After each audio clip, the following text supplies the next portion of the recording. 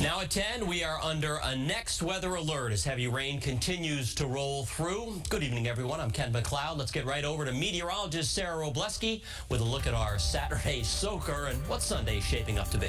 Bigger improvements heading our way, but absolutely still dealing with the rain coming down across the region and still pretty heavy pockets of downpours still impacting parts of the South Shore as well as the Cape and the South Coast. The darker shades of green and yellow here indicating that dropping visibility too. And this is an area that has already picked up inches of rain, 1 to nearly 2 inches of rain from Plymouth to New Bedford. We saw many communities pick up over 2 inches of rain, lesser amounts over the Cape and Islands, and that's actually where we need the rain as we are abnormally dry. So the showers will continue to rotate across the Cape as we go through the night. Another band to the north continuing to push on through, but then we find improvement. So by tomorrow morning, well, we'll have some clouds, perhaps some drizzle at the coast. We'll start to see some breaks in the cloud cover. Best of the sunshine through the interior parts of Connecticut, and as we get towards the afternoon, watching for a pop-up shower or two, but it will not be as numerous as we had today. So we'll be watching for that potential threat, but a big improvement. So looking for temperatures tomorrow in the upper 60s, especially up the coast, 70s inland. And over the next couple of days, we'll have temperatures continuing to climb, and the chances of showers will continue to decrease. In fact, as we get towards the mid to late part of the week, as we introduce summer, not only will we see drier weather, we're going to see a big change in temperatures too. Of course, I'll have a closer look at that coming up in the full forecast. Ken? All right, Sarah, thanks. All lanes of the Sagamore Bridge have reopened following a serious crash this afternoon. At least 5 vehicles were involved there, and we're told several people were hurt. We will update you as soon as we learn more about that. Well, Monday is Juneteenth, the holiday that commemorates the end of slavery in the United States. And as WBZ's Paul Burton reports, events this weekend hope to teach people the history behind the holiday. From dance, legacy of legends, to poetry, to organizations coming together, Juneteenth festivities are taking place throughout the weekend. Juneteenth, also known as Freedom or Emancipation Day, is an annual commemoration of the end of slavery in the United States. Educate people about our history, about who we are, but also to celebrate those who are making history in Hyde Park. And when we talk about the legacy of Juneteenth, Boston Mayor Michelle Wu took part in a Juneteenth event in Hyde Park where hundreds gathered inside New Mission High School. The event was moved inside because of the rain.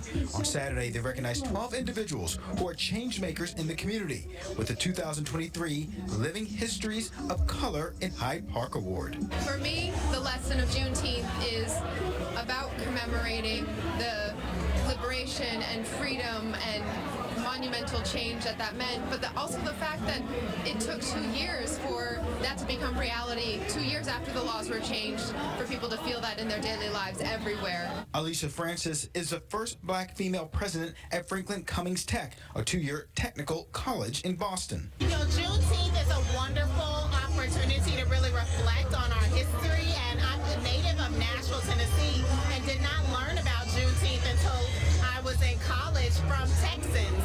And so to really live through a period when our nation is embracing Juneteenth is really special. Making sure that we're dealing with violence in our community and economic opportunity for all of our residents. The event included several different organizations highlighting their work in the community.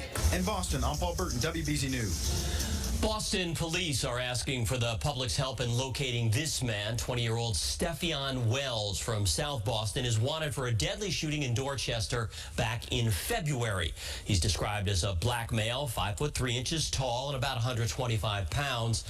On the night of February 18th, police responded to Fermoy Heights Avenue for a shot spotter alert. When they arrived, they found 32-year-old Diva Ayuso of Sharon suffering from multiple gunshot wounds. He was pronounced dead at the scene. Anyone with information on Wells' whereabouts is asked to contact BPD. 2 people will need to find a new place to live after a smoky fire at a 3-family house in Quincy. Authorities say one of the residents was returning home when he smelled smoke coming from a 3rd-floor apartment. He tried to douse the flames on his own but couldn't. That resident wound up being treated for smoke inhalation at the scene. The cause of the fire is still under investigation, while the Red Cross is helping the displaced residents find a temporary place to stay. The TSA says these are the 2 loaded guns that Patriots defensive back Jack Jones tried to take on board a plane at Logan Airport on Friday night. Jones was getting ready to board a flight for Los Angeles when the firearms were discovered at a security checkpoint. Now, Jones was arrested and faces several charges, including unlawful possession of a firearm and ammunition. We spoke to a Boston-based legal expert about what's next for Jones and if his status as a New England Patriot will have any bearing on the legal proceedings.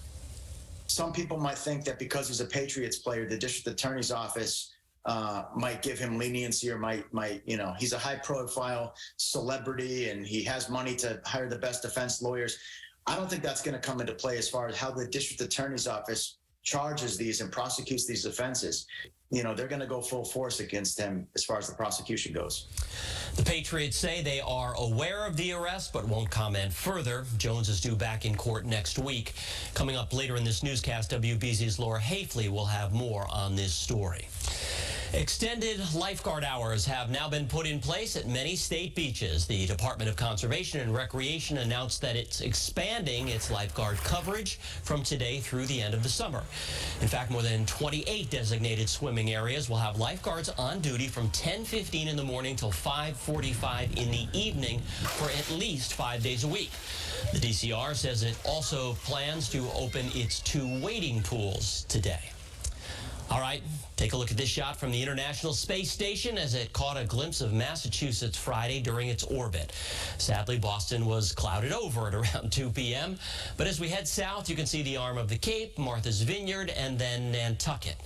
It is quite the view from 254 miles overhead. Well, let's finish up with a look outside on a very rainy night. We are still under a next weather alert for more rain. The rest of the day's news and another check of the forecast with Sarah are just ahead.